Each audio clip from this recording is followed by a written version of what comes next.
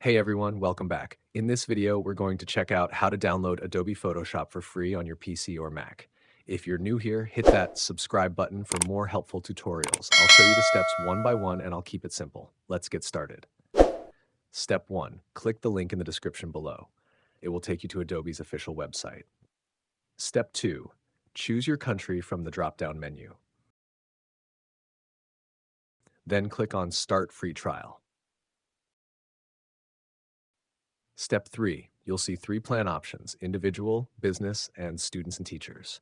If you're using it on a single device, go with the individual plan. This gives you a 14-day free trial of Photoshop and also a 30-day free trial of Adobe Stock. Click Continue to move on. Step 4. Enter your email address, then click Continue. Fill in your name and payment details. Don't worry, Adobe won't charge you until the trial ends. Step 5. Click on Agree and Subscribe. Step 6. Now, click the second link in the description. It will take you to the Creative Cloud app download page. Download and install the app on your computer. Step 7. Open Creative Cloud and log in with the same email you used earlier. Go to the Apps section. Look for Photoshop and click Install. And that's it. Now you have Photoshop installed and ready to use for free during your trial.